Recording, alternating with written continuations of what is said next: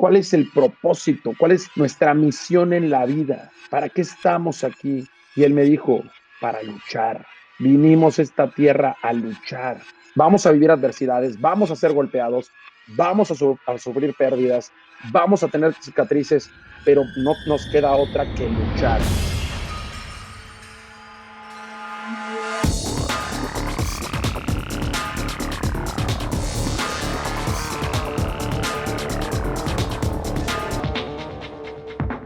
Hola y bienvenidos a un nuevo episodio de Cracks Podcast. Yo soy Osotrava y entrevisto cada semana a las mentes más brillantes para dejarte algo único y práctico que puedas usar en tu vida diaria. Hoy tengo como invitado a Toño Rosique. Puedes encontrarlo en Instagram como @Antonio_Rosique. Toño es un periodista de deportes mexicano. Inició su carrera en TV Azteca y desde entonces ha participado en varios programas deportivos como En Caliente, Los Protagonistas, Deporte TV, Deporte Caliente y más recientemente en el fenómeno televisivo Exatlón. Toño es un autor prolífico con libros como El Día de mi Vida 1 y 2 y La Isla del Fútbol, entre muchos otros. Hoy hablamos de senderismo, de la labor del comunicador y de cómo sobrellevar exitosamente un proceso de reinvención personal. Toño Rosique, bienvenido a Cracks Podcast. Qué gusto tenerte aquí. Oso, qué gusto, en verdad qué emoción poder estar en este espacio que has creado con tanto cuidado, con tanto ahínco y con tanta inteligencia.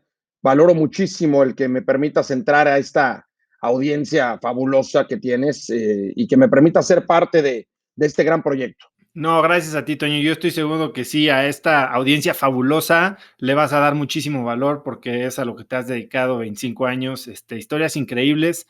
Y vamos a hablar mucho de transformación, que eso fue yo creo que la parte más sorprendente cuando, digo, yo te conozco desde toda la vida de ver la tele, ¿no? O sea, y no nos conocemos personalmente, pero cuando volvió a aparecer tu nombre en el radar como un posible invitado, dije, qué cambios. Y vamos a hablar de eso, pero algo que me enteré que hiciste, que yo tengo muchas ganas de hacer, y hasta vi una película hace poco de Martin Sheen y Emilio Esteves, Wow, muy buena, es el Camino de Santiago. Y wow. amigos tuyos me dicen que amas el hiking, pero cuando me enteré que hiciste el Camino de Santiago y que lo hiciste solo, me llamó mucho la atención. ¿Qué pasaba en tu vida? ¿Por qué lo decides hacer? ¿Te aventaste todo? Cuéntame de esa experiencia. Qué manera de comenzar, Oso. La verdad es que estás tocando un punto de mi vida que para mí es maravilloso y que para mí es un punto de inflexión, es un punto de quiebre. Mira, yo hago el Camino de Santiago la primera vez en el 2014. Yo venía de un proceso personal importante, de una pérdida personal importante, de una ruptura sentimental muy importante, de ver cómo se había terminado, ¿no? De manera abrupta y, y no exitosa un proyecto personal y estaba en ese momento de crisis. Me acuerdo perfecto que mi papá me dijo, yo le dije a mi papá, oye, pues viene el Mundial de Fútbol de Brasil 2014 y siempre después de una Copa del Mundo, de unos Juegos Olímpicos a los que voy, pues siempre me tomo unas vacaciones porque básicamente es terminar un proceso de 2 años o de 4 años y tienes muchas ganas de desintoxicarte y de cerrar un ciclo. Y yo le decía, papá, pero no sé qué hacer, ¿no? O sea, no sé a dónde irme, he viajado mucho a lo largo de mi vida, mi trabajo me ha llevado como periodista por los 5 continentes, he vivido fuera, he estudiado fuera. Y mi papá me dijo, ¿y por qué no haces el Camino de Santiago? Y mi papá nunca lo ha hecho, y mucho menos creo que ha estado cercano jamás a hacerlo. No sé por qué se le ocurrió, a lo mejor fue uno de esos rayo divino, ¿no? Un momento de eureka, y me puse a investigar. Y en el momento en el que te pones a investigar y que dejas que tu curiosidad sea la que te empiece a guiar, que sea tu brújula, en ese momento empiezan a ocurrir cosas maravillosas. Conecto también un poco circunstancialmente con un conocido, el hijo de un amigo que lo acababa de hacer, me cita en un café de manera un tanto, llamémosle, misteriosa. Me dice, ven, me voy a sentar contigo a platicar. Y bueno, me empezó a contar, más que a contar, me empezó a compartir la magia del Camino de Santiago. Me empezó a compartir la mística de esta peregrinación que tiene 1000 años, 1100 años, ¿no? De hacerse, realizarse. Y en ese momento me enganchó. Básicamente fue como si se tratara de un hechizo. como si soltara las palabras mágicas, se me metió en la mente y empecé a buscar y a devorar literatura, que además hay abundante literatura sobre el Camino de Santiago, y empecé por el libro clásico, ¿no? De Paulo Coelho, del Peregrino, pero después dije, no, necesito otras cosas y me empecé a saltar a otros libros, empecé a comprar guías y empecé, yo no era hiker, yo no era senderista, yo nunca me había ido así a ningún lado. Y dije, bueno, lo voy a hacer, es lo que necesito hacer en este momento de mi vida. Y terminó el Mundial de Fútbol y de Brasil me fui a México, tomé mi mochila, mis botas y de ahí volé directo a Saint-Jean-Pied-de-Port, que es el último pueblo francés en los Pirineos, donde tradicionalmente los peregrinos iniciamos el Camino de Santiago. Y ahí comenzó no solamente una peregrinación o una ruta de senderismo, como lo queramos ver, comenzó un proceso de reinvención personal verdaderamente mágico. El camino, y te lo voy a decir, es poderoso. Y hay algo ahí, es ir siguiendo a la Vía Láctea todos los días, el sol atrás de ti, pero hay algo ahí que por algo lo han realizado millones de personas, por algo están los senderos, por algo hay pueblos y comunidades que viven de los peregrinos y por algo durante 1000 años la gente ha caminado por ahí. Algunos con fe, con mucha fe, otros sin tanta fe, más por hacerlo como aventura o como ejercicio. Pero ahí comenzó para mí un proceso de reinvención maravilloso que después me convirtió en senderista. De ahí me fui años después, empecé a hacer todas mis vacaciones, las hacía caminando. Y me fui a Machu Picchu, ¿no? A hacer el Salcantay Trek, a caminar rumbo a Machu Picchu en Perú, en los Andes. Me fui a hacer la Vía Francígena, que es otra vía de peregrinación que te lleva a Roma, saliendo de la Toscana, una serie de caminos y de senderos hermosísimos por los grandes viñedos de la Toscana. Y así he empezado a buscar yo lugares para hacer senderismo y para caminar básicamente, pero en un afán de que la caminata, el senderismo, esa meditación en movimiento me termina alimentando internamente, me permite replantear un montón de cosas, te hace humilde, verdaderamente te hace humilde, te resetea, te deja ver de qué tamaño somos, el tiempo tan contado que tenemos y tan valioso que tenemos, y es ahí donde se da un proceso de reinvención tremendo.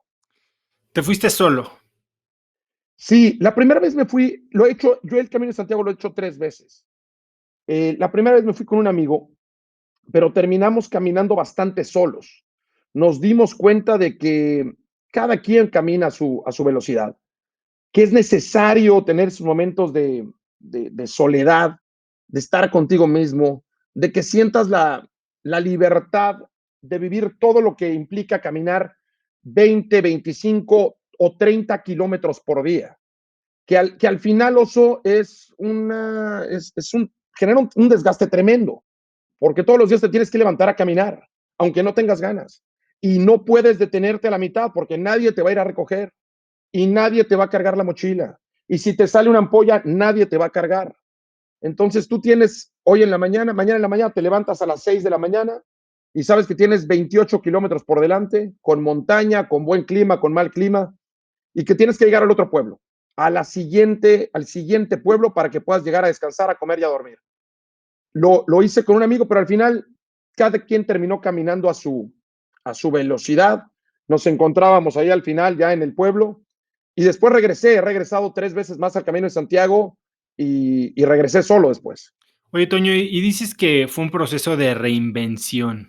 Em, si me pudieras poner el dedo en el cambio más relevante, más importante o más trascendente que se dio de esa primera vez que lo hiciste, ¿qué fue? ¿Qué cambió en México? ¿Qué cambió en tu...? Porque yo he tenido momentos en los que te vas a una experiencia y sientes que todo cambia. Es más, cuando me fui a Burning Man, ¿no? Que no sé si alguna vez has ido, Sí, te dicen no tomes ninguna decisión en un mes después de haber regresado, ¿no? Porque la gente llega revolucionada y con ganas de sí. cambiar, y soy otra persona y la verdad es que ni eres tan acá ni eres tan acá, tal vez sí te moviste más hacia el centro.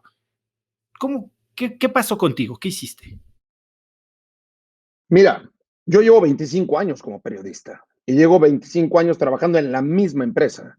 Entonces yo no tengo una historia, ¿no? A lo mejor como la que tú has contado, ¿no? Que vas a Estados Unidos, vas a Nueva York y luego haces un cambio, todo ese tema. O sea, yo a nivel profesional sigo siendo el mismo, al menos en términos profesionales. Pero lo que provocó para mí ese primer Camino de Santiago, de entrada fue un viaje al interior de mí mismo. Fue verdaderamente, cuando estás caminando, te da tanto tiempo de pensar y no pensar, de sentirte bien y de sentirte mal, de estar eufórico en algún momento porque ves un gran paisaje y de vivir todo el hartazgo que te puedas imaginar, de que te duelan partes del cuerpo que no sabías que te dolían, de que aprendas a caminar otra vez.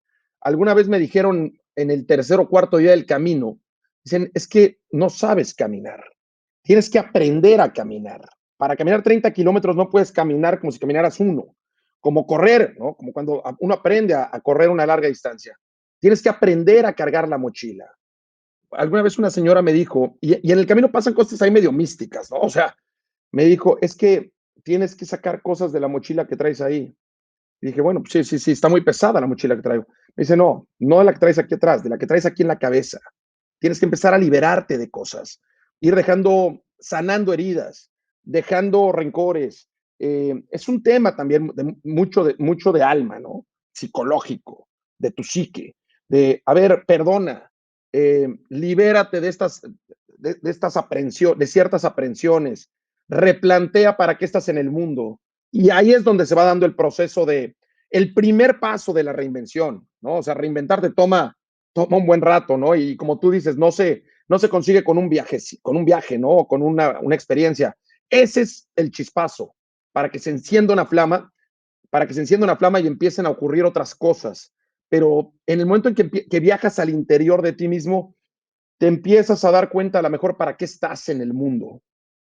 ¿Tomaste alguna decisión importante al regresar? Digo, además ok, me gustó esto y lo voy a volver a hacer y me voy a volver senderista y mis vacaciones las voy a aprovechar para explorar este tipo de viajes o de procesos. ¿Hiciste algo diferente?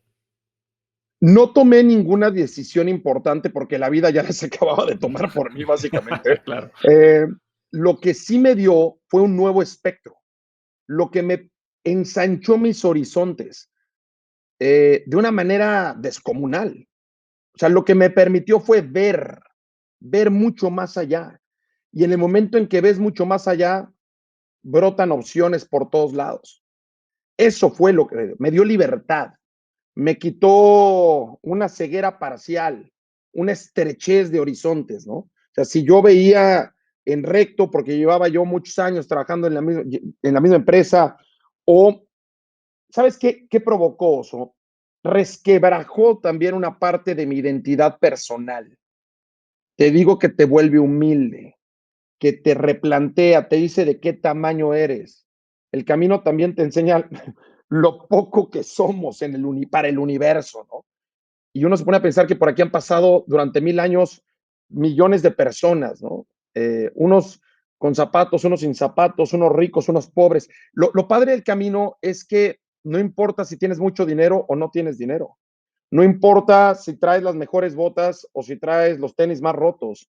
No importa si traes buen equipo o no traes buen equipo. Si llegas a dormir al refugio de la iglesia donde pues se queda todo el mundo y compartes ahí la zona de literas, o si llegas a un hotel boutique en un pueblo medieval español y comes en un restaurante con una estrella Michelin. Al final, el camino lo tenemos que hacer todos y es una gran metáfora de la vida. Entonces, a mí, yo regresé y no tomé grandes decisiones. Lo que me dio fue libertad.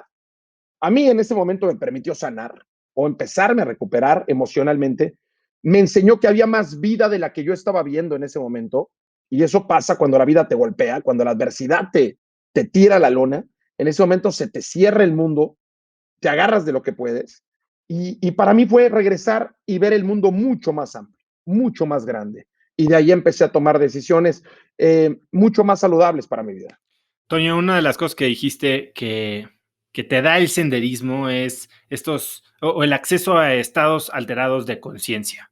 Estos momentos de soledad, tal vez de estar exhausto, de estar con hambre, mal dormido, con frío. hay ciertamente otras maneras de tener acceso a estos estados alterados de conciencia, unas más naturales que otras. ¿Tú has experimentado con algún tipo de, digo, hablando que fuiste a Perú y demás, sustancia que te ayude también a tener estas experiencias? No, fíjate que la verdad es que no soy, nunca he sido, por ejemplo, fumador de tabaco regular, o sea, no soy de fumar. Pues a mí me encanta el vino, por ejemplo, ¿no? Me encanta, ahora, por eso cuando fui a hacer la vía Franchígena, pues me tomaba mucho vino, me tomaba todo el vino que me encontraba. Y el Camino de Santiago me encanta porque uno de los lemas del camino, de los más populares, es con pan y con vino se hace el camino, ¿no? Entonces llegaba después de 30 kilómetros y llegas con un hambre salvaje y lo primero que quieres es comer y te zumbas una botella de vino solo, ¿no? Y más caminando por La Rioja, ¿no? Más cuando andas entre Burgos y Valladolid y esa zona que pues es así es, pero yo nunca, fíjate que me han platicado, ¿no? Me han platicado en Perú particularmente, ¿no? Y en México también, ¿no? Desde ayahuasca, peyote y todos estos temas, pero nunca los he experimentado. Bien, ahora, paréntesis. A mí me llama mucho la atención el tema del senderismo y nunca lo he hecho, o sea, nunca me he dedicado a esto. Pero sé que, y lo mencionaste, las botas son clave. ¿Cuáles son las botas que hay que tener? Tus pies son lo más importante en una ruta de senderismo, y más si vas a caminar día tras día tras día. Si va a ser, hay quienes han hecho el camino de Santiago completo, yo no lo he hecho completo, ¿no? O sea, yo tengo un amigo que se reventó 38 días caminando. ¿Cuánto hiciste tú? En, no, yo me aventé como 14, ¿no? Como 14 días caminando. O sea, yo crucé los Pirineos, que fue una gran experiencia y se la recomiendo a todos. O sea, salir de Saint-Jean-Pied-de-Port, en Francia, y cruzar los Pirineos fueron 11 horas y media de caminata subiendo. Y cuando estaba yo en lo más alto, dije, qué bueno, ya se acabó la subida, ¿no? Ya iba yo harto de la subida. Y aparte te agarra sin experiencia, te agarra con una mochila que pesa, que yo traía en mi mochila 8 kilos y medio. O sea, iba cargando el cable de mi iPad. O sea, lo primero que hice cuando llegué al hotel fue deshacerme de todo lo que no necesitaba y lo dejé en el siguiente punto. Pero cuando llegué a la cima dije, qué bueno, ya se acabó la subida. No, la bajada es peor. La bajada es peor que la subida, porque entonces te vas destrozando las uñas de los pies y las rodillas van sufriendo muchísimo por ir aguantando todo el peso del cuerpo. Los pies son fundamentales en una ruta de senderismo. Los tienes que cuidar, los tienes que mimar. Cada 2 horas, a mí me funcionó. Yo nunca he tenido una sola ampolla en mi vida, pero he visto compañeros que traen 7 ampollas en el pie y literalmente van llorando. Ya no pueden caminar. Y es lo peor que te puede pasar a medio camino porque nadie te puede cargar y nadie te puede recoger. Y hay lugares donde no hay ni señal, ni taxis, ni nada. Cada 2 horas, por ejemplo, yo me quito las botas, descanso 20 minutos, me quito las botas. Necesitas traer una bota para hacer senderismo, no alta montaña. Es una bota mucho más aguadita, ¿Cuáles usas tú? que te cubra bien. Yo uso unas de una marca que se llama Keen, K-E-E-N. Es una de las marcas regulares de senderismo, pero es una bota muy suave. Me dicen, es que yo voy a ir con tenis. Le digo, no vayas con tenis, te vas o sea, a reventar los pies, porque además hay piedras. Y cuando tus pies vayan pegando contra las piedras, tus uñas son las que van a sufrir. He visto gente con las uñas moradas. Cada 2 horas me quito las botas, calceta gruesa de hiker, con mucho colchón. Y lo más importante es que tus pies no agarren humedad, ¿no? Lo más importante, entonces te quitas todo, los dejas al aire para que se sequen y es clave la vaselina. Perdón que entre en tantos No, detalles, de pero eso se bueno, pues trata y es es lo que te estoy seguramente, oye, preguntando. seguramente habrá algún interesado, ¿no? La Muchos, clave muchos. es envaselinarte los pies. Te los envaselinas para que no empiece la fricción de la piel contra la bota. Pies secos y pies envaselinados con una calceta gorda de hiker profesional y una bota buena, te van a llevar muchos kilómetros. Si no lo haces cada 2 horas o cada 2 horas y media, al menos en mi caso, el pie se empieza, pues la sudoración provoca que la calceta se empieza a poner más húmeda, y una calceta húmeda va a provocar que la piel se te reblandezca y que ahí venga la ampolla. Tips de pro. Ahora, hablamos un Sí. poco de 25 años de carrera periodística en TV Azteca, ¿no? ¿Qué estabas esperando cuando entraste? O sea, tomaste tu primera chamba en TV Azteca y ¿qué era lo que buscabas, qué esperabas y qué fue lo que más te sorprendió? Oso, en mi caso, yo toda la vida quise dedicarme a esto. Yo tengo una fascinación por contar historias desde, me recuerdo a los 5 años en una tele pequeñita, viendo a Fernando Valenzuela o viendo a los Dodgers de Los Ángeles o viendo a los Astros de Houston y escuchando las voces de Pedro el Mago Septién y don Jorge Sonia Alarcón, las voces míticas del béisbol de Grandes Ligas, y me fascinaban las historias que me contaban. Y de ahí me fascinaba escuchar a Ángel Fernández narrando fútbol. Me empecé a... Hay una magia en la comunicación y tú ya la vives y ya la tienes, ¿no? Hay algo mágico en el círculo de la comunicación de alguien que cuente una historia y que va a llegarle a los oídos otra persona. Los seres humanos estamos hechos para esto, estamos programados para recibir conocimiento a través del storytelling, a través de las historias. Entonces yo era un niño que recibía todo esto y yo lo primero que dije fue, yo quiero hacerlo, yo quiero tener un micrófono algún día en las manos y jugaba, ¿no? Agarraba cualquier objeto que tuviera yo a la mano y hacía como que traía mi microfonito en la mano, llevaba mi box score, o sea, al principio era un gran fanático de los deportes, hacía deporte como cualquier niño, o sea, mis papás me metían a cosas que hasta que yo no quería hacer, como la gimnasia, ¿no? Yo me sentía ridículo en la gimnasia, pero me metían a jugar béisbol y fútbol y todo esto, pero tenía una fascinación por la comunicación. Entonces, para cuando cumplo 13, 14 años, yo ya me quería dedicar a esto. Yo ya era un gran fanático de la comunicación y mi sueño era trabajar con José Ramón Fernández en Deporte B. Que todos los domingos yo religiosamente le ponía, bueno, primero me aventaba Acción de Claro, Televisa y luego Deporte B. venía antes. No, venían por ahí pegaditos. Eh, y el lunes escuchaba yo a José Ramón en Los Protagonistas de Radio, en Grupo Asir. Y a los 13, 14 años yo quería hacer esto. Por supuesto que me empecé como a medio preparar, ¿no?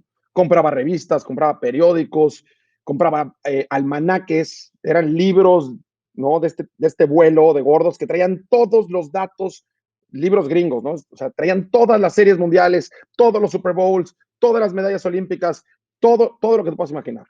Entonces, era para mí fascinante. Y ya para los 17 años, a mí ya se me hacía tarde. O sea, yo cumplí 10 y salí de la prepa, yo dije, ya estoy tarde. Ya estoy tarde porque Faitelson empezó a los 15 años y porque aquel comenzó Fernando Schwartz a los 15, ya estaba en Televisa, ya se me hacía tarde. Y bueno, pues logré abrir la primera puerta a los 19 años y la segunda puerta, la de Azteca, José Ramón me dejó pasar a los 20. Ahora, muchas veces, y sobre todo de niños, ¿no? Y tenemos estos sueños y perseguimos, pues, futuros medio idealizados, ¿no? Y de repente te abren la puerta y pues, entras igual al mailing room y tal vez con un jefe que tenías a José Ramón, que ahorita vamos a hablar un poco de él, idealizado tal vez y resulta que no era la persona que buscabas. Y eso puede aplastar sueños. ¿Tú tuviste algún momento en el que dijiste: "¿Qué es esto? Esto no era lo que esperaba"? Es una gran pregunta. La verdad que no, ¿eh? Yo creo que he tenido mucha fortuna. O sea, encontrar tu vocación temprano es uno de los grandes regalos del universo, ¿no? Yo, por supuesto que he tenido decepciones y he tenido momentos amargos como cualquier ser humano, pero para mí fue entrar a Disneylandia. O sea, yo entré cuando José Ramón me abre la puerta, que además le estuve tocando la puerta, llamando y buscándolo, pues como un año. El día que me dice, ya, me baja la redacción de TV Azteca, la redacción de deportes, y yo veo la gran maquinaria, ¿no? O sea, me lo imaginé 1000 veces, ¿no? Y veo la gran redacción de noticias de TV Azteca, y de repente me dejan ahí con Faitelson, y lo único que le dijo José Ramón, sin ceremonia alguna, Faitelson, ponlo a reportear fútbol. Ni siquiera dijo, es Antonio Rossi, que viene del TEC de Monterrey, nada, ponlo a reportear fútbol. Y ya, me dejó ahí, la orden estaba dictada.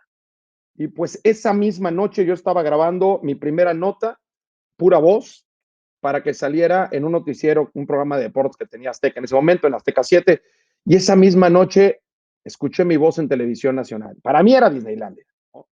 Era, wow, el domingo, José Ramón, el foro de Deporte B. Para mí era eso, ¿no? Era un parque de diversiones. y tuve la gran fortuna de que José Ramón es un gran maestro, es un formador por naturaleza.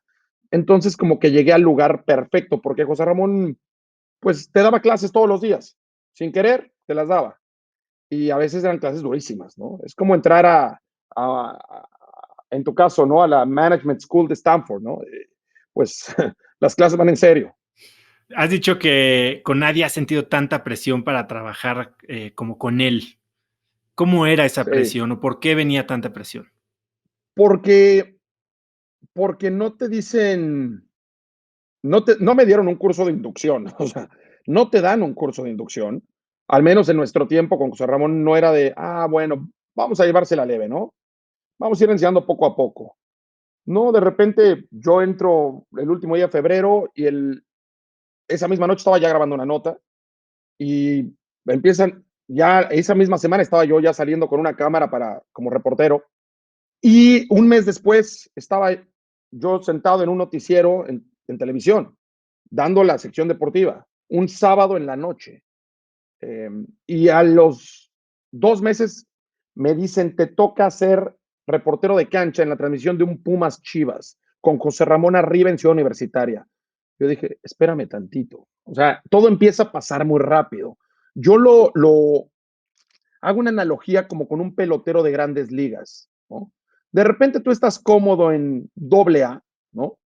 Diciendo, pues aquí estoy con todos los de mi vuelo, ¿no? Aquí pues soy bueno, ¿no? En doble A soy bueno y ya le agarré la onda a doble A, ¿no? A la velocidad del pitcher, a la velocidad de los batazos.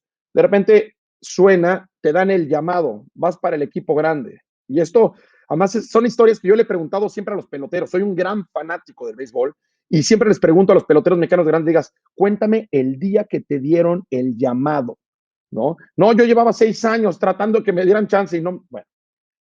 Entonces para mí fue, wow, ya me presenté en un estadio Grandes Ligas, ¿no? Aquí está tu uniforme. Bueno, cuando fui a Ciudad Universitaria la primera vez no tenía un uniforme. Entonces era, ¿qué me pongo? ¿No? Préstenme un saco. Eso es lo imponente de José Ramón. No te decía agua va, o sea, te decía, te daba el llamado.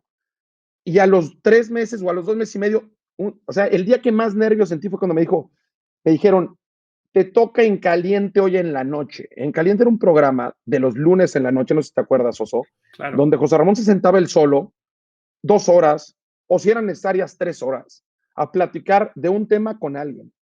Dicen, te toca En Caliente esta noche. Yo, no, no, no, espérame, o sea, nadie me avisó, no me he preparado, ¿de qué vamos a hablar? Sí, te toca. Pues déjenme correr a mi casa por una corbata decente, ¿no? Por eso era tan imponente trabajar con José Ramón. ¿Y cuál crees que fue la lección más importante que aprendiste de él?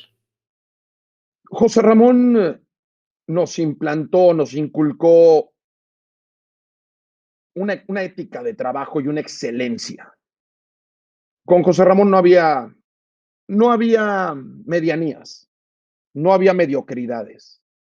Él cada domingo se sentaba en esa mesa para contar la gran historia del fútbol mexicano y del deporte y es, yo creo que la persona más exigente que he conocido para su trabajo. Un respeto absoluto, ¿no? A su trabajo, a su profesión, a su investidura. Eh, Nunca vi que se tomara broma el trabajo, ¿no? O sea, incluso en sus momentos sentándose con Andrés Bustamante, él sabía que estaba haciendo humor. La lección más grande fue aprender a respetar mi oficio. Este es un gran oficio el de los periodistas. Y por eso a José Ramón se le respeta tanto. Me enseñó a respetar el oficio del periodista. Me enseñó a respetar el que nos teníamos que preparar, el que estudiar iba por encima de lo demás. Cuando te dan esas bases, ¿no? Cuando aprendes verdaderamente a amar tu oficio, a respetarlo, a que si te tienes que quedar hasta las 12 de la noche haciendo lo que tienes que hacer, pues es que esa es la ética de trabajo, ¿no? Así se trabaja aquí, ¿no? Y yo trabajaba con Faitelson y trabajaba con Enrique Garay y con Pepe Espinosa, y eran tipos súper competitivos y pues de lo mejor de lo mejor. Entonces, pues te pasan, ¿no? Te pasan la receta. Esta es la receta, ¿no? Niño joven, apréndetela. Y si logras aprendértela, después tendrás chance un poquito de aportar algo, ¿no? Más o menos por ahí va. Oye, Toño, a ver, acabas de decir algo bien importante que amarra con algo de lo que vamos a hablar más adelante, que es, a ver, respetar el oficio del periodista. Y ciertamente Ramón es alguien, pues, de los periodistas de antes, ¿no? De hecho, estamos así, tengo una sociedad, una empresa en la que estamos haciendo un proyecto con José Ramón, en la que justo va a ser eso, va a dar una clase de periodismo, ¿no?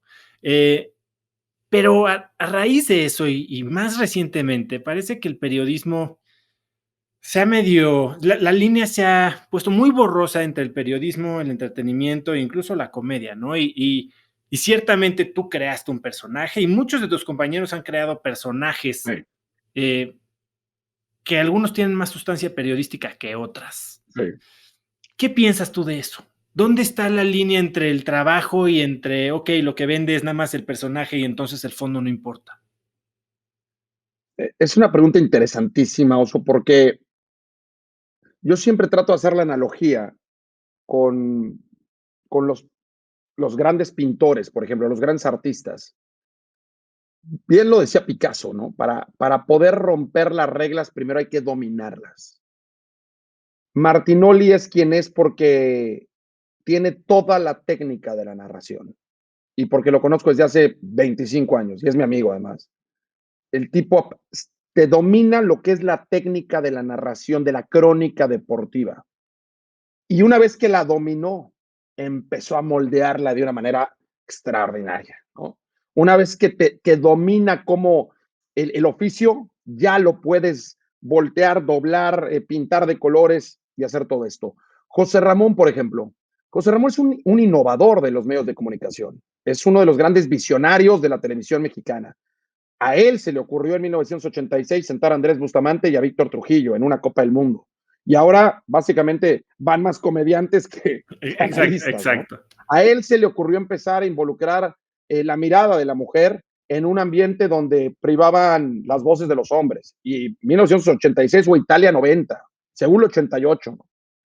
Y así él, pero porque él dominaba, ¿no? El oficio de la televisión, de ser el gran host de los deportes en México. En este caso, yo lo que te digo es, se vale todo, pero hay que dominar la técnica. Es como, a mí me encanta la cocina, bueno, me encanta la gastronomía, yo no cocino, pero me encanta la gastronomía, soy un fan de los grandes cocineros del mundo. Y para poder hacer lo que hace Enrique Olvera o lo que hace Jorge Vallejo en Quintonil, para hacer lo que hacen los grandes cocineros mexicanos, primero dominan el oficio, dominan la técnica, dominan las técnicas de cocimiento, o sea, de cocción, y ya después empiezan a deconstruir. O sea, para que Enrique Olvera te pueda poner un guacamole dentro de un tubo de ensayo, es porque el señor domina, ¿no? Y ya después lo deconstruye y te pone el chicharrón en polvo y una reducción de limón. Entonces, en este caso, yo lo que digo es, en este momento está de moda echar relajo, ¿no? Y está muy bien, pero no por eso me estás contando la historia, ¿no? El periodismo finalmente se trata de contar historias que puedan cambiar a la sociedad o que puedan influir en la sociedad. Yo siempre he pensado, cuando me preguntan los jóvenes, oye, cómo le hago para convertir en periodista? Yo les digo, échate un vistazo a los clásicos, regrésate a las crónicas de hace 40 años, ve cómo lo hacía don Antonio Andere, cómo narró la pelea de Sal Sánchez contra Wilfredo, ¿no? Y vas a escuchar una voz y te van a contar una historia. Yo soy un fan de regresarme en el tiempo y de ver cómo narraron en 1966 los ingleses el gol que les dio la Copa del Mundo. Hay unos buenos y unos malos. Hay narraciones buenas, malas. Por ejemplo, yo una vez me preguntaba, alguna vez me ha tocado tener que anunciar una muerte en televisión y ser el primero en anunciarla, no porque yo la haya conseguido, sino porque cayó en ese momento. Y verdaderamente pasa saliva. Yo soy el que tiene que decirlo. ¿Cómo lo digo? Y un día se me ocurre, y dije, ¿cómo le hizo el anchor, el host de ABC en la tragedia de Múnich 72? Y me fui a buscar, ¿no? Y el señor, ¿cómo lo dice? ¿Qué palabras usa? Y qué presencia, ¿no? Entonces yo lo que digo siempre es, bueno, queremos romper las reglas, primero aprendámoslas, dominémoslas, ¿no? Y qué mejor manera que regresarnos a la historia, porque nosotros no inventamos esto, esto ya nos lo dieron inventado, ¿no? O sea, hace casi 100 años había un señor con un altavoz, ¿no? Ni siquiera eléctrico, ¿no? Un altavoz recibiendo por telégrafo lo que estaba pasando en la serie mundial del otro lado del país, entrada por entrada. Entonces, una vez cuando tú logras sumergirte en tu oficio, conocerlo, y a mí me falta mucho por conocer, ya puedes empezar a ser creativo y tu sustancia periodística será valiosa. Me fascina lo que acabas de decir. Si quieres romper las reglas, primero hay que sabértelas. Y creo que eso es lo que a mucha gente nos falta a veces, ¿no? Queremos correr antes de saber caminar y es cuando faltamos no solo al respeto de la profesión, sino al respeto de, y no solo en comunicación, en todo lo que hacemos, queremos hacer dinero fácil. Sí, sí, exacto. Sí, vamos, vivimos una era de inmediatez, de resultados de inmediatos, en este momento lo queremos todo. Yo en mi caso, como te digo, finalmente hago lo que hago porque me encantaba desde niño, ¿no? Entonces yo ya me estoy volviendo una especie como de romántico en este tema y quiero seguir contando historias bien contadas, historias en algunos casos que me toman mucho más tiempo armarlas, ¿no? Historias de largo aliento. Tú también, o sea, no, vamos, intentas entregar ese valor en tu podcast, ¿no? En este espacio. Eh, Ese es el riesgo de la nueva generación o de la generación que está en este momento. eh, el riesgo es todo quererlo hacer rápido, ¿no? Hay gente muy buena, o sea, hay gente muy buena, o sea, pero sí tenemos, yo creo que si queremos dominar nuestro oficio, si queremos ir a fondo con nuestro oficio, hay que pegarnos la caminada, ¿no? O sea, volviendo a la analogía del Camino de Santiago, no te lo puedes saltar, amigo, ¿no? O sea, no te puedes, ¿de qué te sirve llegar a Compostela y sacarte la foto si no lo caminaste? Camínalo, sufre lo que te llueva, que arda el sol sobre ti, que no puedas aguantar al otro día los hombros porque cargaste la mochila, que lamentes haberte parado a comer una pizza, porque no te la debías haber comido, sino te tendrías que haber esperado hasta que cumplieras tus 25, 30 kilómetros, porque si no, no puedes caminar, ¿no? Entonces, no nos podemos soltar los pasos. Yo digo, Toño, contaste de esa vez que te tocaba narrar la Eurocopa, pero te tocó narrarla desde México. Y decidiste no pelearla y hacer lo mejor de la situación, aprovechar el tiempo y demás. Y yo me acuerdo de varias situaciones, sobre todo en la política, en la que tal vez, a ver, una que me acuerdo mucho es cuando no, cuando nominan a Colosio o le ponen el dedazo a Colosio y Manuel Camacho hace un relajo y entonces rompe con el partido. Después pasa lo que lamentablemente pasó, el asesinato de Luis Donaldo Colosio, pero Camacho ya se había peleado con el presidente y entonces no le tocó, ¿no? sí. Tú decides tragártela, sentarte, hacer la chamba. Y eso probablemente te abrió muchas puertas después, ¿no? ¿Cómo decides cuándo hay que pelear y cuándo hay que tragársela? El negocio de la televisión y particularmente este tipo de coberturas, digo, todos trabajamos, sobre todo los periodistas deportivos, trabajamos muy duro por ciclos, ¿no? Y más en las televisoras. Viene el Mundial, pues todos queremos estar en el Mundial y todos queremos narrar los partidos buenos del Mundial. Vienen los Juegos Olímpicos, yo quiero ir a los Juegos Olímpicos.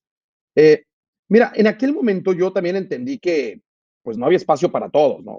Y que no era el único que se estaba quedando. Entendí que iban nada más dos equipos de narración y lo tenían ganado a pulso, también te lo digo. O sea, yo me pongo mucho en el papel del deportista y también amo el deporte, ¿no? Y mido muchas cosas de mi vida en términos deportivos. Digo, no, pues esta, no, vamos, no les sacabas ventaja tú a ellos, ¿no? O sea, ellos te sacaban más ventaja a ti. Pero me preguntas cómo decido, ¿no? Si me quedo callado o si hago un berrinche, básicamente. ¿Sabes qué me ha funcionado en mi vida? Darme una compensación.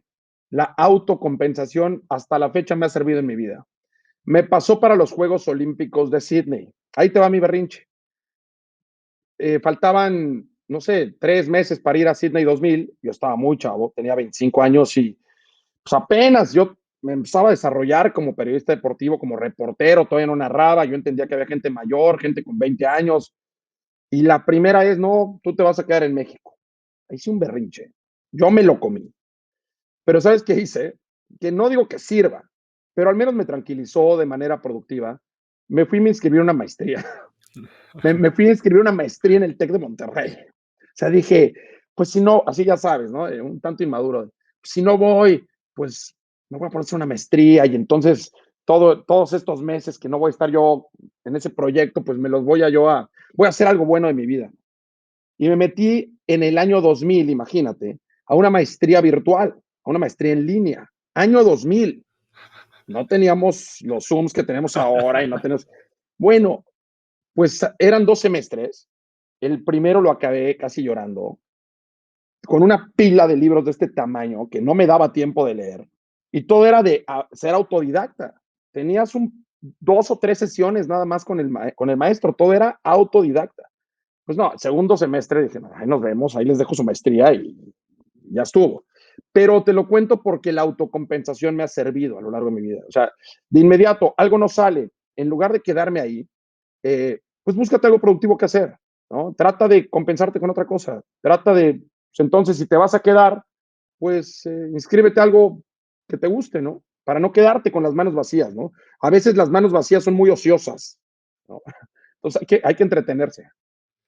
Toño, al principio hablamos de reinvención, ¿no? Y tú y yo somos medio de la edad, me sacas un par de añitos por ahí nada más, pero y ciertamente todo esto que mencionabas hace un momento de la transformación o el cambio que me tocó a mí, pues viene como que en estos momentos medio de, no sé si es tercio de vida, midlife crisis, cuarto de vida, lo que sea, Sí. pero ya hay gente que los tiene a los 25, hay gente a los 40 y todo y ahí en medio, ¿no? Y tú eres gran fan, lo has dicho, de las transformaciones. Constantemente mencionas a Eric Cantona, a Yannick Noah. Sí. Y tú hace 4 años, pues haces un cambio, ¿no? Digo, 2014, que fue hace un poquito más, pasa toda esta ruptura familiar que tú mencionas, y hace 4 años, pues se presenta la posibilidad de cambiar un poquito tu giro y entras a Exatlón, que ahorita vamos a hablar de todo eso, pero ¿qué estaba pasando en tu vida hace 4 años que te hace tomar una decisión tan rara? Eh, Hace 4 años yo venía saliendo, digo, estaba en un buen momento, ¿no? Bien considerado, por supuesto, en Azteca. Y lo de Exatlón, yo creo que son de esos golpes de suerte, pero que requieren que hayas hecho ciertas cosas sin saber, ¿no? Como pequeños actos de fe, ¿no? Es el tema este de Steve Jobs de connecting the dots. O sea, lo de Exatlón fue un experimento, ¿no? Para Azteca y para mí. De repente, en el mes de septiembre, hace 4 años, me habla mi jefe y me dice, oye, vente a una junta aquí con el director de Azteca 7, porque te queremos presentar un proyecto. Me siento, no, mira, me dicen, el señor Salinas acaba de comprar un reality show de deportes. Pues miran, lo hacen unos turcos, no sabemos si va a jalar o no va a jalar. O sea, se ve bien, pero pues básicamente me dijeron, pero pues ya lo compraron. Entonces, ¿qué te parece si te vas 12 semanas? Le digo, ¿a dónde? ¿A República Dominicana? Ah, pues está bien. Yo ya estaba un poquito aburrido, ¿no? De esos periodos de trabajo en donde te está yendo bien, pero ya no cambia, ¿no? Es rutinario. Me tocaban partidos de fútbol, siempre narraba un partido de fútbol a la semana. Si había algo especial, pues me tocaba. Tenía mi programa de todos los días o lo que me tocara hacer, pero ya no pasa nada más. Ya se empieza a estancar el tema, ¿no? No hay para dónde moverse. No porque uno no quiera, pero ya no hay para dónde moverse. O sea, y yo dije, me voy, ¿no? Vámonos. Aparte, yo estaba soltero en ese momento. Y yo creo que también eso jugó a mi favor. Fíjate, cuando uno va conectando las cosas, ¿no? Eso jugó a mi favor. Porque mandar a alguien a República Dominicana 12 semanas que tenga hijos, pues la va a pensar, ¿no? O con pareja, la va a pensar. Yo dije, vámonos. Dije, regreso, me voy en 3 semanas. Me voy en 3 semanas y regreso antes de Navidad. Está perfecto, ya estoy aburrido aquí, me voy a broncear un rato. Bueno, ni fueron 12 semanas, ni regresé en diciembre y terminé regresando hasta febrero. Pero ahí cambió por completo el tema, porque cuando regresé, el Hexatlón era el gran show de la televisión. Picos de rating y una euforia inusitada. Pero además me obligó a reinventarme forzosamente, o sea, de manera titánica, porque era dejar, pues, el estudio, los estadios, y ser parte de una historia ahí que va avanzando todos los días con unos tipos que están muriendo de hambre y que tienen que salir a competir por no irse a dormir a la intemperie. Y yo era como que empecé a crear un personaje ahí. Tampoco creas que me dieron algo que ya estaba muy creado porque el show era medio nuevo, tenía meses. Y ahí empecé yo a meterme en la cabeza que tenía yo que crear un personaje. ¿De qué servía yo? Me cuestioné mucho cuál era mi papel de estar ahí. Y llegó un momento en que dije, ¿qué le voy a enseñar yo a Rommel Pacheco o a Daniel Corral? ¿Qué le voy a decir yo a atletas que aquí hay ganadores del Premio Nacional de Deporte, al Travieso Arce, ¿no? 5 veces campeón del mundo? Y dije, y todos los días los tengo que ver y todos los días les tengo que hablar. Pues mira, yo no les puedo decir que he subido el Everest porque no lo he subido, ni que he competido en los Juegos Olímpicos, pero lo que sí les puedo decir es que sí he hablado con muchos atletas y ya tenía yo libros escritos. Entonces empecé a compartir conocimiento y ahí se empezó a forjar una especie de mística, de una aventura de alto rendimiento. Y bueno, pues que ha ido evolucionando con el paso del tiempo y ha creado este personaje que hoy se puede ver. Quiero regresar un poco al momento de tomar la decisión, porque si bien era un experimento, no sé si tú evaluabas el riesgo de que este experimento saliera mal. O sea, tú sentías que tenías tu chamba de cronista deportivo en TV Azteca asegurada al grado de que si te ibas y resultaba ser un payaso en la televisión, en el reality show, o sea, todo iba a seguir ahí. O sea, ¿había riesgo? ¿Cómo pensaste en esto? Mira, en aquel momento, Oso, tenía un contrato firmado. En aquel momento, no recuerdo si me quedaban 1 o 2 años de contrato, pero digamos que mi situación era bastante estable y eso siempre se lo he agradecido a Azteca. Estaba yo en un contrato bastante estable. Eh, yo creo que nunca sentí que fuera a ser qué riesgo para mi chamba, ¿no? Porque digo, bueno, mira, soy el primero y si no jala, la verdad es que ya había estado yo en programas que no jalaban, o sea, Ok. me ha tocado estar en programas que fracasan, programas que sacan del aire, o sea, eso es parte de la televisión y se te va haciendo la piel gruesa. No sentí eso, y además también te voy a ser sincero, o sea, tampoco es de que tuviera yo mucho margen para negarme. O sea, Claro. si, oye, esto es como en la política, o sea, si te Vas. niegas, pues a ver si se vuelve a abrir la siguiente puerta, ¿no? O sea, no vas a ser tú el primero en la lista para cuando se abra una puerta más Ya. interesante. No, y yo te digo, ya venía yo del camino, ya venía yo con esta amplitud, decir, vámonos a la aventura, ya mis vacaciones eran de aventura, ya traía yo metida la aventura en la piel, ya lo que yo estaba pidiendo era aventura, ¿no? Ya había ido a Machu Picchu, y, y yo creo que eso ayuda, y por eso te decía, uno se avienta para atrás, ¿y qué te da, qué me dio el senderismo a mí? Una amplitud para recibir las cosas y saber que las podemos transformar. O sea, las cosas muchas veces o lo que nos pasa no viene necesariamente etiquetado de positivo o negativo. Lo tenemos que transformar en positivo o en negativo. Pasa el tiempo, Exatlón es un fenómeno, y entonces sí llega un momento en el que tomas un poquito una decisión, ¿no? Hablas de que te tuviste que reinventar, y entonces esta Y, los caminos se empiezan a separar cada vez un poquito más, ¿no? Y empiezas a dejar atrás eso que fuiste 20 años. Sí, Dijiste que cuando eras niño no eras mucho de tomar riesgos. Y hoy, o en el momento en el que te diste cuenta que si seguías por este camino, que estaba siendo muy exitoso, que tal vez no sabías cuánto futuro podría tener o no, estarías tal vez dejando atrás eso que había sido 20 años, ¿no? Dices que la gente se tiene que reinventar por miedo y se tiene que reinventar para sobrevivir. ¿Cómo pensaste tú en este momento? Porque hoy tú ya eres más quien eres hoy que quien fuiste 20 años. sí, sí, Este es momento en el cierto. que se toma la decisión, ¿cómo es? Es un momento, Oso, de necesidad. ¿Eh? Mira, hay momentos de reinvención que los puedes, a lo mejor, los, los abrazas en tu escritorio, ¿no? En el estudio de tu casa. Hay momentos en los que no te tocan así, te agarran allá afuera. O sea, hay momentos de necesidad. Yo veo esto como un momento de necesidad, pero de necesidad positiva. A ver, yo me metí en... Hay un libro muy bueno que se llama El poder del alter ego y te habla de cómo somos capaces de... ¿Por qué los alter egos, no? Este tema de pues de tener una doble personalidad, Clark Kent, Superman, ¿no? O Spider-Man y estos temas, ¿por qué son poderosos para la mente?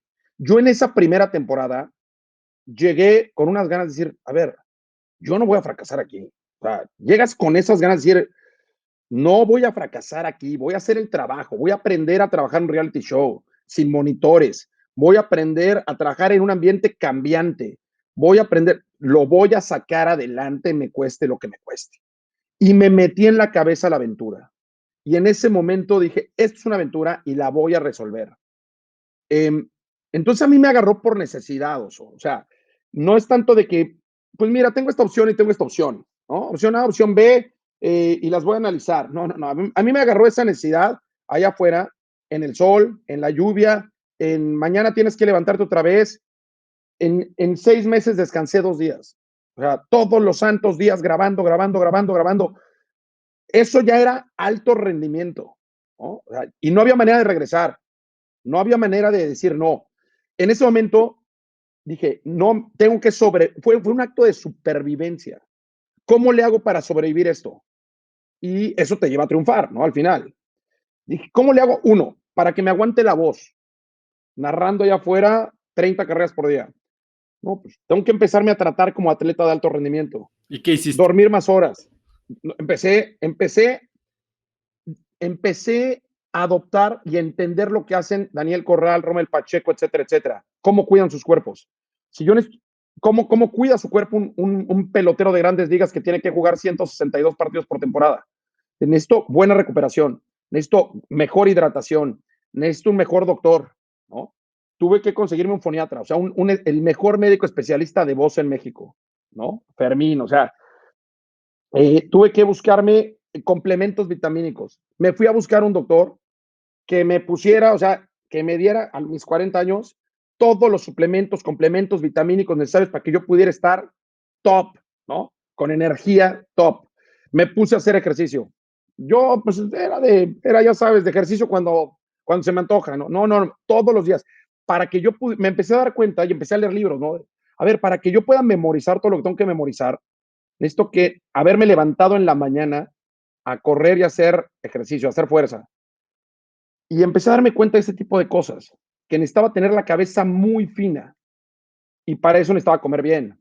Entonces todo empezó a removerse por necesidad y el cambio de cómo llegué esa primera temporada, cómo salí, físicamente fue importante, ¿no? O sea, te empiezas a poner fuerte y, y ya de ahí me agarré. Y aparte me agarró con el tema, ya sabes, la crisis de los 40 y esos asuntos, pero de ahí me agarré, pero lo mío fue necesidad, o sea, y la necesidad de estar allá afuera, ¿no? La necesidad de la competencia. Así fue. Ojalá haya contestado más o menos la pregunta. Toño, ¿y cómo se veía al final de esa primera temporada un día normal para ti? Una vez que terminó, Sí, no, en digamos, las últimas semanas, ¿cómo se veía? ¿Cuál era tu rutina? ¿Cómo te cuidabas? ¿Qué comías? ¿Qué tomabas? mira, me metí en la cabeza y me he metido en la cabeza que soy un comunicador de alto rendimiento. En los últimos 4 años he narrado más de 13,000 carreras. En esa primera temporada batallé mucho con la voz. Las cuerdas vocales son un músculo que hay que cuidar, que hay que hidratar, que hay que proteger, que hay que darle flexibilidad, que hay que darle masaje. Empecé a tener problemas de, oye, no tengo voz, no me alcanza la voz, de quedarme afónico. Entonces me empecé a cuidar. ¿Cómo era mi rutina? Me levantaba a 6:30 de la mañana, sabía que tenía que hacer algo de cardio, pero también sabía que si me salía a correr mucho tiempo me iba a deshidratar por el clima de República Dominicana. Entonces tenía que buscar un lugar, mejor una corredora o una bici fija en aire acondicionado, porque si no me deshidrato y voy a estar 8 horas en el sol. Un desayuno muy light y me empecé a llevar mis licuados de proteínas en una hielera a la locación. Y mientras yo veía a todos comiendo fuerte, yo decía, no, yo no voy a comer fuerte, porque si como fuerte ahorita, uno, me va a dar flojera, dos, me van a dar ganas de dormir, y tres, no me va a hacer la digestión a 35 grados centígrados, y cuatro, también tiene implicaciones para las cuerdas vocales. Entonces, no, me voy a esperar, voy a hacer una sola comida a las 6 de la tarde. Y así empiezo, y me voy a dormir a las 9 de la noche. Así empecé, como atleta de alto rendimiento, ¿no? Y luego, bueno, tenía yo a estos chicos a un lado y dije, pues a ellos les ha funcionado, a mí también me puede funcionar. Y me empecé a leer libros, ¿no? De alto rendimiento, de peak performance, de los Navy SEALs. Todas estas cosas me las empecé a meter en la cabeza. ¿Cómo Estaba solo, cuáles? so. Mira, estaba yo. ¿Cuáles? ¿Qué libros te aventaste que te acuerdes que te hayan pegado bien? Mira, así de los primeros que me vienen a la mente, hay un cuate que se llama Jocko Willink, Claro. que fue el Extreme Ownership, entrenador de los sí. Navy SEALs, Extreme Ownership, me lo leí. Hay otro que se llama Mark Divine, que también, hay muchos libros sobre Navy SEALs, ¿no? Ya Ajá. prácticamente cada uno escribe su propio libro. Me leí el libro del gen deportivo de David Epstein, ¿no? Que también habla de cómo se forja un campeón, un atleta de alto rendimiento. ¿Sabes cuál me marcó mucho? Y esto no tiene que ver necesariamente con lo físico, pero sí con lo mental. Hay un libro que se llama The Cubs Way, de cómo le hicieron los Cachorros de Chicago para romper la maldición de los 108 años sin ganar la Serie Mundial. Y cómo Theo Epstein, que es el hombre, el general manager, que logra romper con los Medias Rojas de Boston la maldición de Babe Ruth de no ganar la Serie Mundial tantos años, lo contrata el dueño de los Cachorros de Chicago. Dice, a ver, si tú rompiste esa maldición, tú eres el único que puede romper esta maldición. Se lo lleva a Chicago y te empieza a contar cómo modifica los procesos. Yo creo que el tema de los procesos es muy importante. Otro libro que me leí, Atomic Habits, Sí, ¿no? James De James Clear. Clear. Empecé a meter en esos temas que tú dominas, de cómo un proceso en la mañana sí tiene consecuencias todo el día, ¿no? Esos detallitos, ¿no? Que es al final como los atletas de alto rendimiento hacen la diferencia entre ganar y no ganar, entre ganar y perder, entre quedar primero y quedar cuarto. Entonces, empecé a modificar hábitos eh, y empecé a utilizar herramientas. O sea, dije, a ver, necesito memorizar. Yo escribo mis textos, yo escribo mis guiones, ¿no? Aparte, todos los días tengo que escribir guiones y todos los guiones tienen que ser de motivación y de alto rendimiento. Entonces me he tenido que comprar muchos libros y leerlos, algunos completos y algunos de rápido. Vivía yo en un pueblo de 30,000 habitantes, un pueblo donde no había ni cine. Entonces, todo eso es parte del caldo de cultivo para una reinvención obligatoria. Y parte de esta reinvención, como lo dices, fue crear un personaje, ¿no? Te volviste motivador, que ya me dijiste un poquito de dónde sacas, ¿no? Están tus libros y toda la experiencia que tienes, pues, de primera mano platicando con estos atletas y sacando estas joyas, estas pepitas de oro que les permiten verdaderamente estar al más alto nivel. ¿Cómo, o no sé si es algo que quieres evitar, pero cuando estás transformándote en un personaje que está pues 24/7 prácticamente o todas tus waking hours, ¿cómo evitas que ese personaje se coma a la persona? Te come. Yo creo que es imposible evitar que te devore, te devora, te da tus dentelladas, o sea, sí te da tus sí te lastima, sí te hiere. Eh, Mis primeras 3 temporadas las viví yo solo, ¿no? Entonces el estar solo también provoca que pues, te vuelvas un obseso, ¿no? Un nerd, un obseso. Vives para trabajar, vives, ya no, ni siquiera le llamo trabajar, vives para el personaje, ¿no? Y te le empiezas a creer y empiezas a decir, es que la manga de la camisa está un poquito más suelta y no, la tengo que apretar, ¿no? Todo tiene que estar perfecto, ¿no? Empiezas a entrar en esos niveles neuróticos de perfección en donde te enojas, ¿no? Te enojas si hay un detallito que no está, ¿no? Y te molestas y sí, pues llegaba yo a veces, tengo una carpita, ¿no? O sea, narro una carrera y me voy a mi carpa, me siento, me hidrato, apunto y me regreso 5 minutos después al circuito a la siguiente carrera. Sí, llegas, avientas la silla, te enojas, gritas. Pero ahí es donde, cuando estás solo, pues es muy fácil quererte el personaje y vivirlo 24 horas al día. Cuando empiezo a tener una nueva relación con la que ahora es mi esposa, con Michelle, ella es la que me empieza a pegar mis regañadas de, oye, pues aquí no estás en personaje, ya bájale al personaje y aquí me vale y aquí te vas a comer esto y pues ya sabes, ¿no? Todo es todo lo que una buena esposa sabe hacer, ¿no? Ya deja de estarte peleando con aquel, ya deja de estar gritando, le hablaste muy feo a aquel, o sea, todo eso que te da un personaje, porque aparte estás en personaje, ¿no? caminas como personaje, hablas como personaje, y lo tienes que hacer porque es mi trabajo aquí en el Hexatlón es una especie como si estuviera yo en una obra de teatro, ¿no? Es un reality show que corre, yo lo vivo como si estuviera en vivo, ¿no? Y realmente está ocurriendo porque los chicos tienen hambre, están cansados, vienen de dormir algunos en el suelo y quieren ganar ese día la casa, quieren dormir bien, quieren comer bien, extrañan a su gente, no pueden irse, yo tampoco puedo irme. No, imagínate, estoy en este momento para cuando salga esto, estoy grabando la semana 30, o sea, llevo desde septiembre hasta marzo, casi abril aquí y no he regresado a México. Y todos los días espero un llamado en la noche que me dice a qué hora me tengo que presentar. Entonces sí te devora el personaje. Pero bueno, la gente que está a tu lado, si te quiere, te ayuda, ¿no? Y en cuanto a el involucramiento, porque bueno, ciertamente el hexatlón es extremo. Eh, sí para ti como conductor, pero para los participantes es una barbaridad, ¿no? Hace poco platicaba con David la Bestia y con Yusef, que Mira, me fueron a ver a la oficina y estuvimos platicando de ti también. Te quiero mucho, te mandan saludar. sí, son Eh, tipazos. o sea, me contaban la barbaridad de cosas que tienen que vivir. Y sé que tú, como parte de este personaje, pues te volviste motivador, mentor, animador, pero también en la manera en que comunicas hacia el público, bueno, tiene que ver con este involucramiento de las historias, no solo con el que gane, sino también con todos los demás, hasta con los maletones, ¿no? Y tú lo acabas de decir, o sea, ves ese dolor, ves la emoción, ves estos contrastes, ves el sufrimiento. ¿Cómo pones una barrera para que ese estrés o esos extremos no te lleguen a ti y también te desgasten aparte de la chamba que tienes que hacer? Es algo que es inevitable también, Oso. O sea, acá llora uno mucho, ¿eh? Acá lloramos mucho, reímos mucho.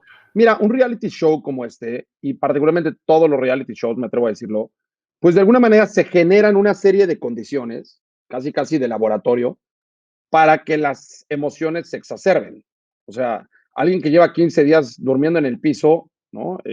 O sin poder bañarse como le gusta bañarse, pues se empieza a poner de mal humor, ¿no? ¿Cómo le haces?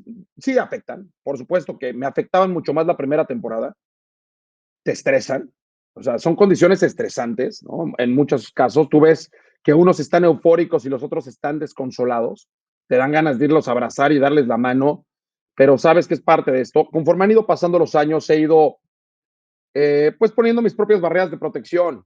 Nunca se me va a olvidar y te la voy a contar. O sea, un día en la primera temporada una chica se lastima muy seriamente la rodilla. Y eso pues prácticamente fue un golpe, fue en la noche, ya nos agarró cansados y se abrió la rodilla, literalmente un tajo en la rodilla porque, bueno, un accidente. Pues nunca se me olvida, esa noche salí del circuito, me fui a comer una pizza yo solo, ¿no? O sea, son de ese tipo como de arrancones emocionales de querer y le hablas a tu mamá, ¿no? O sea, oye, pasó esto. Al principio sí te la compras mucho, después te empiezas a dar cuenta que también tienes que poner ciertas barreras e intentarlo, lo hago con mi esposa, de no traerme el reality show a la casa. Porque si no, al rato los dos estamos viviendo el reality show. Y ella también lo sufre, ¿eh? O sea, ella también, pobre, le pasó esto, qué injusto, por qué, eh, qué mala onda, ¿no? Ella también se empieza, o sea, pasa, porque de eso se trata, ¿no? Al final es un espejo. Eh, no sé, todavía me pasa. Yo a veces cuando despido a los atletas me pongo muy sentimental y también sé que pues sí me duele verlos partir, pero tampoco les pasó nada, ¿no? Al contrario, ya van a su casa. Pero pues tiene que uno irse haciendo de piel dura. Pero también yo creo que parte del éxito del reality es que pues, todos sintamos. Y yo creo que la gente quiere eso, quiere ver cosas auténticas. El día que a mí no me genere ninguna emoción, pues no tengo por qué estar aquí, ¿no? Oye, ¿tienes alguna práctica que te ayude precisamente para dejar el reality fuera de tu casa? O sea, y te lo digo no solo como reality, sino, digo, como emprendedor, muchas veces te llevas, o sea, te conviertes en el personaje, ¿no? Te conviertes en el fundador y si la empresa va mal, toda tu vida es pésima. Y yo ya estuve en esa posición y pues la gente alrededor de mí era miserable, ¿no? ¿Cómo le haces? Ya prácticamente tienes ¿Algún Sí. ejercicio mental que hagas antes de llegar o de salir a tu casa? ¿Tienes algo que respires? Algo que hagas que como que marque el final y que digas, bueno, ahora voy al mundo real. Sí, mira, las técnicas básicas de meditación, ¿no? Y de respiración son sumamente útiles, me han servido mucho, ¿no? De meditar 10 minutos, ¿no? Por día, 15 minutos, tampoco aguanto mucho más, pero sí son como pones una especie de puerta, ¿no? Haces como un pequeño detox del día.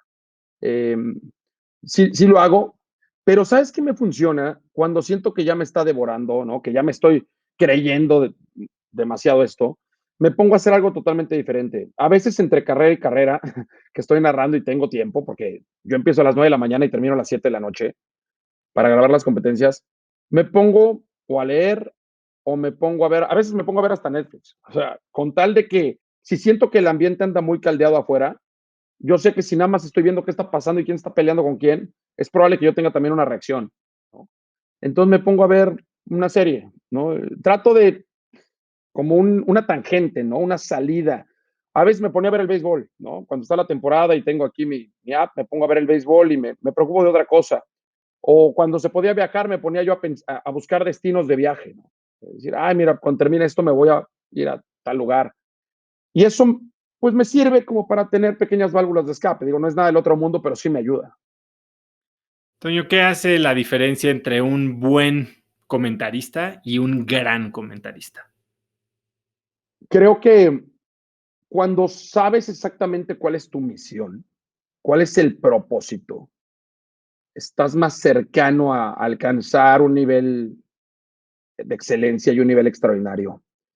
Mira, yo lo defino de esta forma. Te voy a poner un ejemplo y una historia.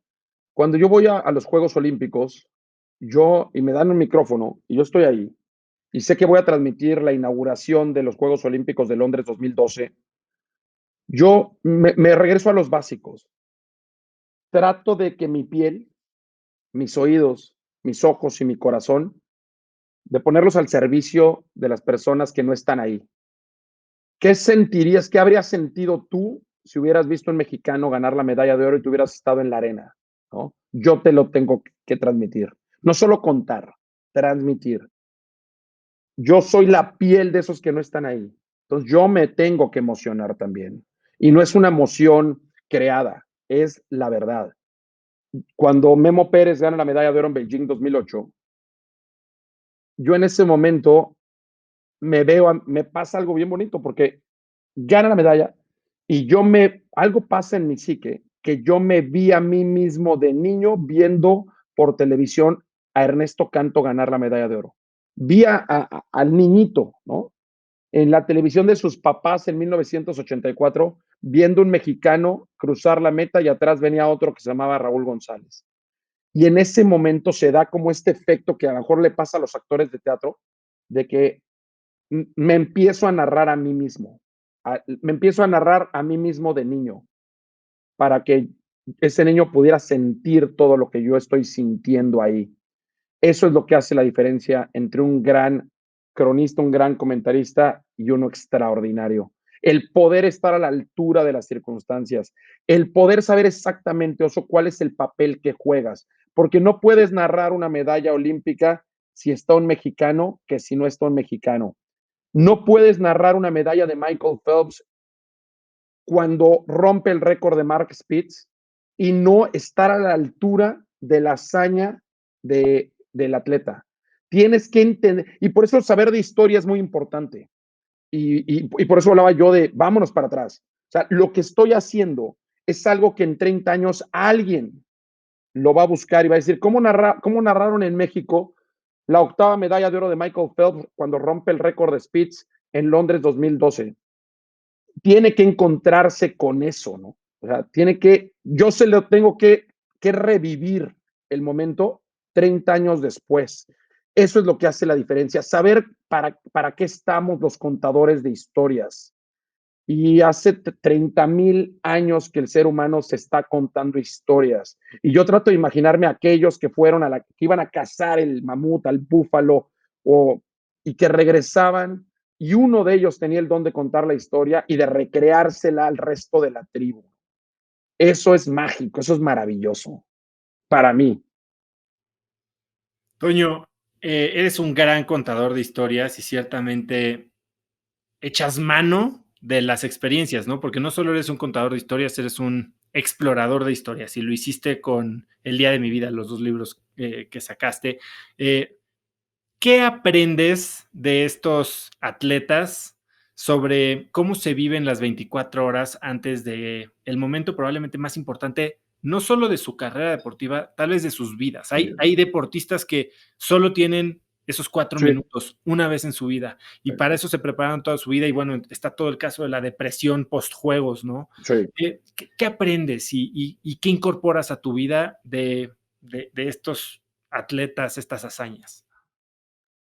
Oso, yo escribí esos libros para ayudarme a mí mismo. Básicamente son libros de autoayuda para mí, ¿no? Yo los escribí esos libros porque yo cuando pues tenía algo grande entre mis manos, es más, yo cuando empecé en la televisión me moría de miedo. Yo decía, ¿qué hago aquí? O sea, ¿qué hago aquí? Tengo 4 meses de haber entrado a TV Azteca y estoy en el noticiero con Javier Alatorre porque todos se fueron a Atlanta 96 y me dejaron aquí con el señor. Yo no sé ni pararme, nadie me ha dicho nada, nadie me ha enseñado nada. ¿Qué hago aquí? ¿No? O sea, yo esos libros los escribí para poder vencer mis propios fantasmas, mis propios miedos, ¿no? Que creo que eso es lo que hacen la gran mayoría de los escritores, ¿no? Para sanar alguna herida. Yo quería preguntarle, ¿no? Yo le pregunté a Ernesto Canto, ¿cómo le hacían para dominar los malditos nervios en un día tan importante? Yo quería saber si habían dormido o no habían dormido, ¿no? Y cuando empecé yo a explorar esas historias y a que me contaran esos detalles, me di cuenta que pues, varios no pudieron ni dormir, ¿no? Que varios nada más cerraron los ojos y que al otro día tuvieron una pésima noche. Hay quienes tuvieron una gran noche, ¿no? Y se levantaron súper energéticos y perfecto, pero hay otros que les dolía todo, que todo salió mal ese día. Al Eso me han enseñado fíjate, los grandes atletas, más que enseñarme cómo alcanzar la excelencia, yo creo que me han transmitido su parte más humana. Cómo acabar con nuestros miedos, con nuestros complejos, ¿no? Cómo acabar con nuestros propios fantasmas, ¿no? O sea, el yo saber que ellos también tenían miedo me ayudó mucho a yo desarrollar mi potencial. Ah, bueno, pues entonces es normal tener miedo, ¿no? Yo pensé que yo era el que tenía miedo nada más, ¿no? Porque a veces la sociedad te lo mete así, ¿no? Ah, eres un miedoso, ¿no? Que no, no. Y luego lo empecé a ver yo con mis compañeros en estadios, ¿no? Decía, oye, pero si este trae 30 años más que yo, está más nervioso que yo, ¿no? Eh, Eso me han enseñado los grandes atletas. Además, me han enseñado a ser positivo, nuevas maneras de pensar. Pensamiento positivo o mejor aún, pensamiento neutral. Eh, Memo Pérez me decía, yo me propuse que ese día iba a ser un día perfecto. Estuviera como estuviera, yo me iba a repetir a mí mismo que era el día perfecto. Y salí de la Villa Olímpica y estaba lloviendo y había un tiempo horrible. Yo dije, va a ser perfecto. Y llegué 10 minutos tarde, va a ser perfecto. Esto es perfecto. Ah, me duele la rodilla, es perfecto. Y parece que no, pero sí es un coco wash tremendo, ¿no? O sea, otro gran atleta, William de Jesús Córdoba, medallista de oro, campeón olímpico en taekwondo en Barcelona 92. Él decía, es que yo voy a ganar en todo hoy, ¿no? Voy a ser el primero en todo, tengo que ser el primero a la hora del pesaje. Desde el pesaje ya le estoy ganando. Ya este tema psicológico, de la lucha psicológica abajo de la zona de combate, ya era de yo soy el número uno, ¿no? Yo soy el mejor. Y que antes de salir a la final olímpica de Barcelona 92 traía la rodilla hecha pedazos. Y dice, si me ve mi rival cojeando, me va a atacar la rodilla a patadas y no voy a poder hacer nada. Y entonces él finge que mientras van caminando a la zona de combate se va arreglando, subiéndose el pantaloncillo, ¿no? Y que se va como abrochando el cordón para que el otro no se diera cuenta. Y total que gana la medalla de oro y cuando llega al antidoping, los tres medistas al antidoping, él se tiene que quitar el uniforme para dar la muestra y su rival le ve la rodilla con un derrame gigantesco, toda inflamada, le dice, ¿cómo no vi esto?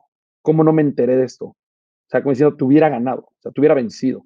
Eso me enseñaron los grandes atletas, a ser sumamente positivo y a sacar lo mejor de lo que tengas. Y lo veo aquí todos los días. Hay días terribles y aún así salen y lo que tengan lo convierten en algo mejor. ¿Tú cómo te programas todos los días? ¿Tienes algún mantra, algún proceso de programación? cuando despiertas o cuando estás por enfrentar algún reto difícil? Sí, sí, sí. He creado, ¿no? Mis propias burbujas, ¿no? Mis propias burbujas que también las crean los propios atletas. Tú ves a Michael Phelps con sus audífonos, ¿no? Antes de salir, yo uso mucho la música también, la misma pista musical, ¿Qué oyes? la misma playlist, ¿no? Pues es una playlist ahí, ya sabes, tengo desde grupos de rock que me gustan como Survivor, que era el que hacía la música de Rocky, ¿no? No la fanfarria de Rocky, sino Sí, The Eye of the los Tiger. temas musicales, ¿no? Sí, The Eye of the Tiger, entonces tiene muy buena música, ¿no? Me gustan mucho los soundtracks de las películas, ¿no? Entonces hay películas muy emotivas, muy épicas, con grandes soundtracks que de inmediato pump up, ¿no? Te levantan. Y a mí ya después de 4 años escuchando, digamos, la misma playlist a la cual le voy adicionando, ya me activan, ya es una programación con neurolingüística que me activa. ¿Cómo me activo también? Ensayando. La hora del ensayo para mí es sagrada. Mi esposa me dice, ay, espera tantito que tómate el café conmigo. Le digo, no, porque es tiempo que a mí me va a faltar de ensayo, ¿no? Si yo llego tarde, tengo que llegar temprano, porque si llego temprano, ensayo, y en el ensayo pues es como el calentamiento de un atleta. Vas sintiendo tu cuerpo, vas sintiendo las cuerdas vocales, empiezas a meterte en personaje. Me pongo tenso antes de salir a la plataforma y estoy de malitas, ¿no? O sea, ya estoy aquí. Y te empiezas como que ya voy a salir, güey. O sea, más bien ya ponte, ¿no? O sea, no puedes salir hecho un plan, ¿no? Te tienes que salir un poquito como competidor. Yo veo a los competidores aquí con sus mantras, ¿no? Siempre hay uno que pega un grito, ¿no? Así de, ¡oh! ¿No? O sea, estos gritos como respiración dragón, ¿no? O sea, esas cosas que hacen, que a todos, bueno, que cada quien la encuentra y a mí me ayudan. El, el memorizar lo que voy a decir, pues al final es contenido motivador, ¿no? Motivante. Entonces, pues eso ya también me ayuda de inmediato. Me intrigó mucho eso que dijiste, que empezaste a hacerte de frases, recursos, libros. ¿Cuáles son tus dos o tres donde más has encontrado motivación o de donde más carne puedes sacar? Mira, hay un libro que a mí me ha marcado mucho y no es un libro de motivación, es una gran novela y es una novela clásica, pero yo creo que fue la primera chispa de esta nueva etapa que estoy viviendo. Y es un libro de Jack London que se llama Colmillo Blanco. Y es la historia de un cachorro de lobos en la época prehistórica que termina convirtiéndose en el primer perro, digámoslo así. O sea, es una historia de reinvención. Como un lobo, en el momento en que empieza a juntarse con un clan de humanos, empieza a cambiar sus instintos por otros instintos y a desarrollar una serie de habilidades nuevas. Jack London es un escritor fascinante, de lo mejor que hay, que tuvo una vida tremenda y que también escribe otro libro que se llama El llamado de la selva, que lo acaban de hacer película recientemente, y es la historia inversa. Es la historia de transformación de un perro que recupera los instintos salvajes del lobo y termina viviendo con los lobos. Entonces ese libro me marcó tremendamente, me lo regaló un gran periodista mexicano que se llama Arturo Jicotencatl. Y un día en una de estas charlas de café entre periodistas y hablando de olímpicos ya le dije, oye, no sé cómo llegamos ahí. Le dije, bueno, ¿y cuál es el propósito? ¿Cuál es nuestra misión en la vida? ¿Para qué estamos aquí? Y él me dijo, para luchar. Vinimos a esta tierra a luchar, a vivir, ¿no? Pero no a la vida esta placentera que a mí me encanta, sino estamos aquí para luchar. Y me llevó a la librería Gandhi y me dijo, te voy a regalar este libro, léelo. Y cuando leí, vi eso, es la historia del planeta finalmente. Estamos aquí, vamos a vivir adversidades, vamos a ser golpeados, vamos a sufrir pérdidas, vamos a tener cicatrices, pero no nos queda otra que luchar. Ese es un gran libro, Colmillo Blanco de Jack London. Te diría que hay otro gran libro y no quiero que dejártelo, o sea, no dejar de compartirlo. Otra gran historia que se me metió a mí en el corazón. Hay una historia, un libro que se llama Endurance, es la historia de Ernest Shackleton. Ernest Shackleton es uno de los grandes exploradores del Polo Sur, estudiado en escuelas de negocios, o sea, en Harvard lo han estudiado. Es reconocido como uno de los grandes ejemplos de liderazgo. Es un hombre que quiere cruzar el Polo Sur de lado a lado, o sea, entrarle por la Patagonia y salir por África. Recluta 27 hombres, se los lleva en 1914 a las aguas del Polo, y antes de poder llegar a tierra firme, el barco queda encallado y se viene abajo todo el proyecto. No hay comunicación con el mundo exterior y él tiene que transformar la misión, en lugar de cruzar el polo, en salvar a su gente y salir de ahí. 18 meses atrapados en el polo, en los hielos. El barco termina siendo destruido por las placas de hielo y ellos terminan haciendo una expedición para poder salir de ahí con los barcos salvavidas. Pero el tipo es un ejemplo de liderazgo, de flexibilidad, de adaptación, de cómo mantener la moral de un equipo. Termina regresando a los 27 hombres de su tripulación sanos y salvos 18 meses después a Inglaterra. Es un libro que a mí me ha marcado porque te enseña lo que es luchar, pero luchar de forma inteligente, a readaptarte, reinventarte, ser flexible, eh, usar lo que tengas a tu favor. Son dos libros que a mí me han marcado profundamente. Toño, ahorita, bueno, has mencionado, no sé si 10 o 20 libros ahorita y claramente siendo periodista llevas muchos años leyendo, pero antes de empezar a grabar me dijiste que eres gran fan del audio. Eh, ¿Tú hoy lees, escuchas? ¿Cómo es como consumes tanto contenido? Los dos. Soy un gran fan del audio. Me duermo todas las noches escuchando una novela, siempre. Y Novela.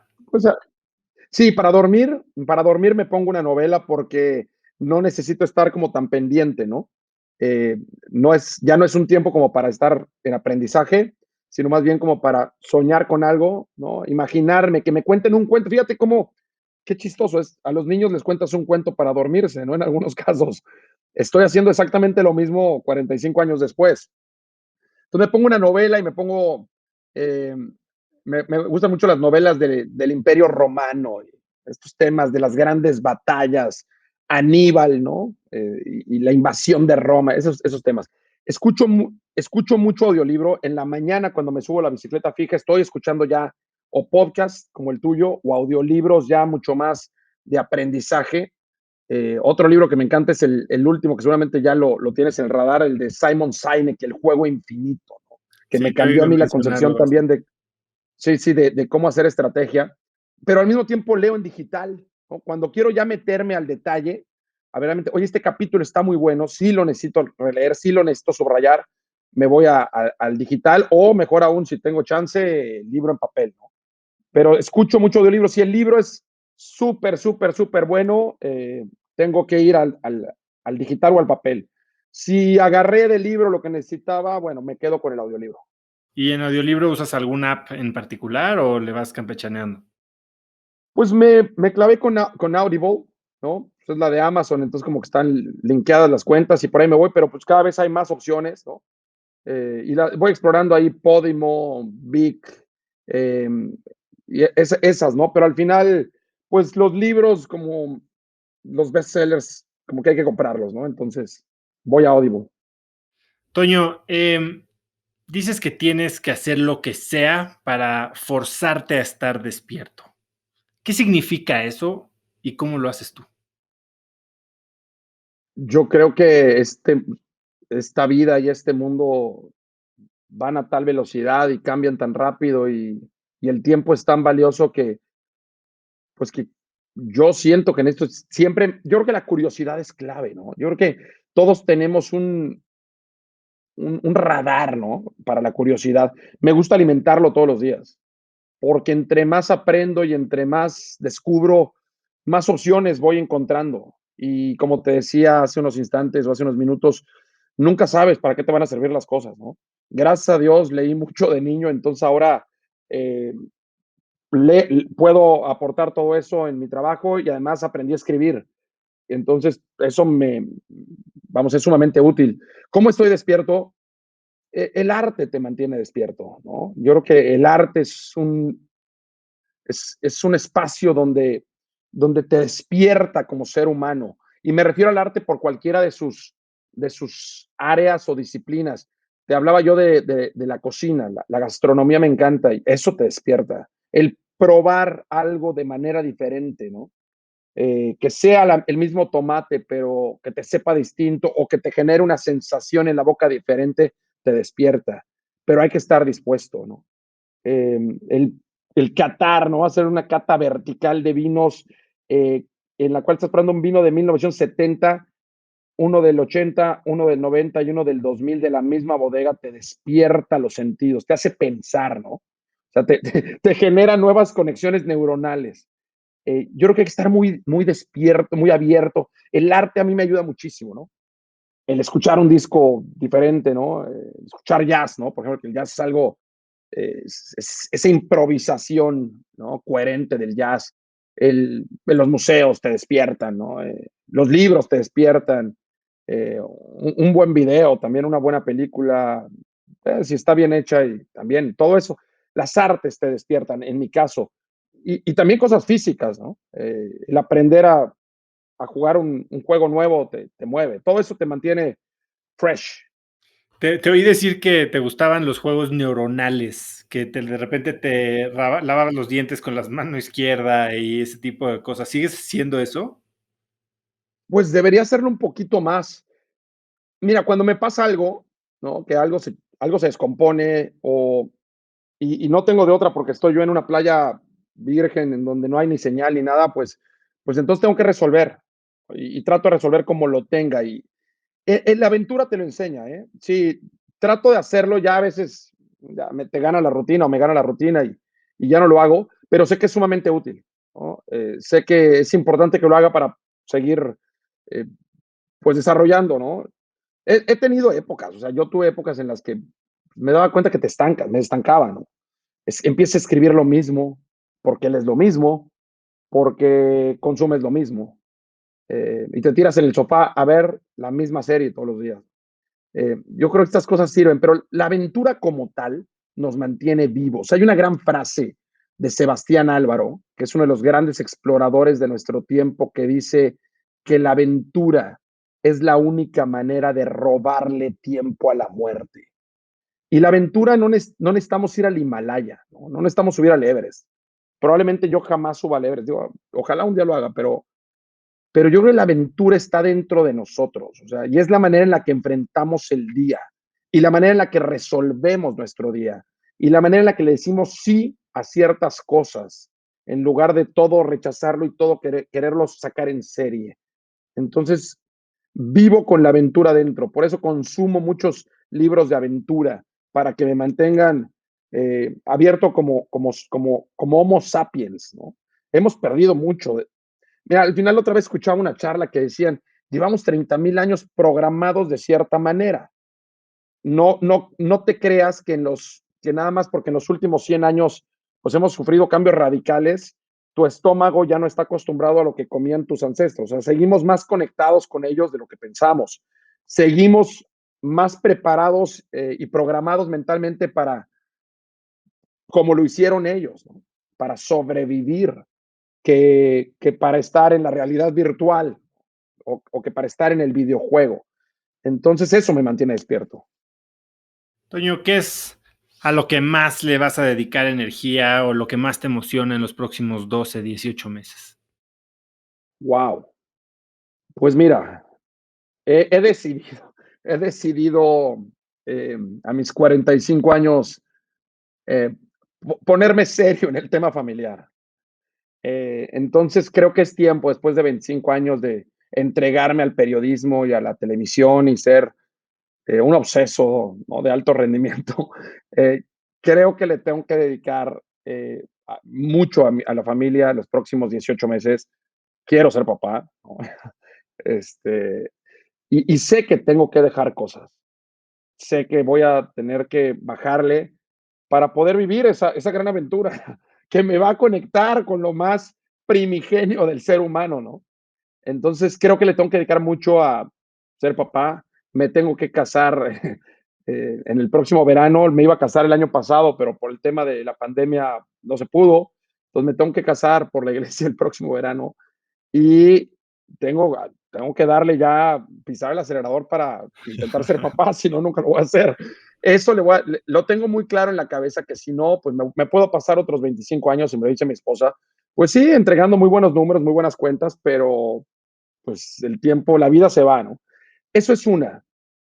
Dos, el proceso de reinvención continúa, ¿no?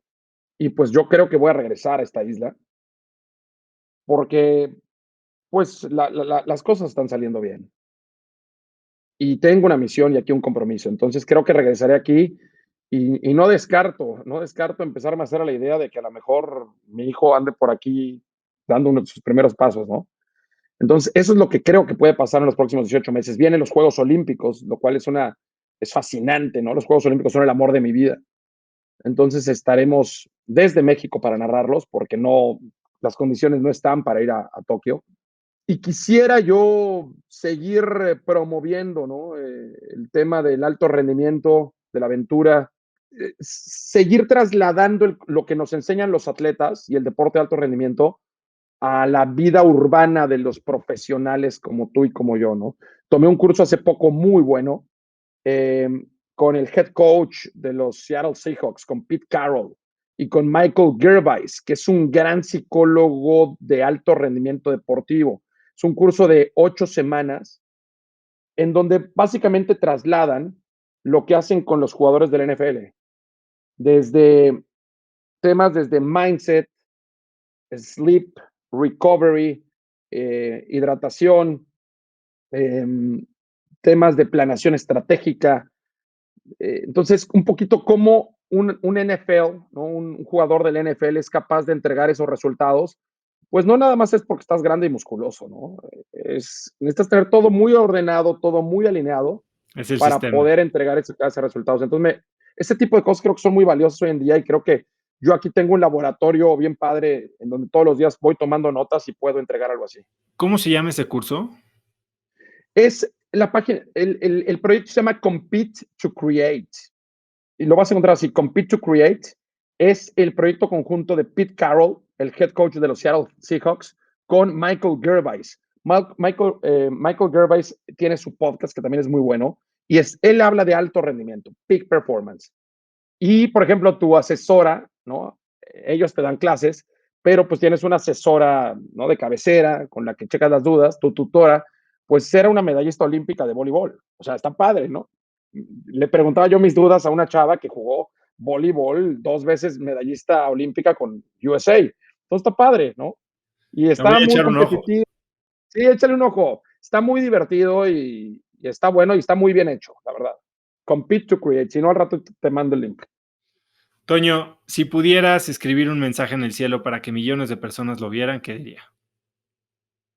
Yo escribiré en el cielo para que todo el mundo lo viera. Esta noche, invéntate un futuro que ames y mañana sal a buscarlo. Increíble, la verdad, Toño, ha sido un verdadero placer. Me podría seguir horas. Sé que estás más tarde y que aparte tienes un día pesado mañana. No te quiero detener.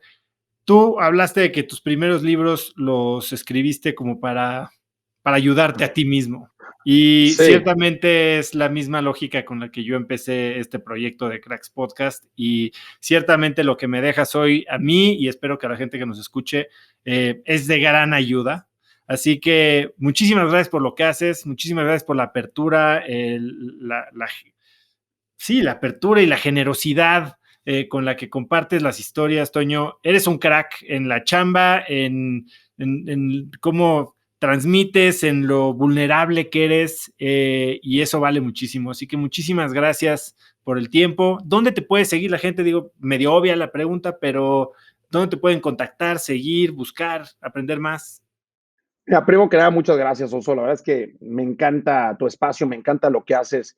Eres un comunicador que está generando valor, auténtico valor todos los días y también todo lo que tú haces, todo tu esfuerzo, a mí me ayuda y me da herramientas para seguir y estoy seguro que a miles de personas.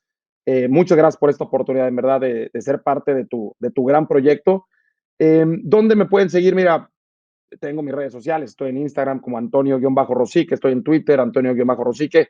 Me encantaría también que se echaran un clavado a mi podcast, que se llama Expedición Rosique. Y yo intento ahí llevarte de viaje, llevarlos de viaje y nuestros guías son los grandes montañistas mexicanos, los grandes exploradores mexicanos o personajes extraordinarios que nos llevan a esos lugares a donde solamente ellos han ido. Entonces, ahí se pueden dar una vuelta. No, está padrísimo. Le estuve echando un ojo ahorita en el research y la verdad es que está increíble. Voy a poner links a todo lo que hablamos. Y Toño, pues muchísimas gracias. ¿Algo más que quieras agregar? No, gracias, Oso, muchas gracias en verdad. Y yo creo que todos en la vida tenemos cada día la oportunidad de reinventarnos, de ser mejores como personas, como seres humanos. Y el amor es, yo creo que una de las grandes fuerzas que mueven este planeta. Toño, muchísimas gracias. Te dejo descansar y estamos en contacto. Gracias, Oso. Que Dios te bendiga. Un Gracias. abrazo. Platicar con Toño se sintió verdaderamente como hablar con un amigo de toda la vida y sinceramente espero que sea la primera de muchas conversaciones con él. Si te gustó el episodio, compártanlo con alguien usando el link cracks.la/116. También sigue Cracks Podcast en Spotify o suscríbete en iTunes y califícanos ahí con 5 estrellas para que más gente nos encuentre. Mencióname en Instagram o Twitter con la lección que más te llevas como @osotrava y no olvides mencionar a Toño como @Antonio_Rosique. Puedes encontrar links a todo lo que Toño y yo hablamos y mencionamos el día de hoy en cracks.la/116. Y eso es todo por hoy. Yo soy Osotrava y espero que tengas una semana de cracks. Si quieres recibir un correo mío todos los viernes con las cosas más interesantes que encontré en la semana, entonces no puedes dejar de suscribirte a mi newsletter Viernes de Cracks. Viernes de Cracks es un correo muy corto con 5 tips, hacks, recomendaciones de documentales, libros, apps, artículos o cosas que me recomiendan y que creo que pueden hacer mejor tu fin de semana o ayudarte a empezar una buena conversación. Son muchos miles de personas las que ya lo reciben cada semana y si quieres recibirla tú también, puedes ir a cracks.la/viernes y muy pronto estará en tu inbox.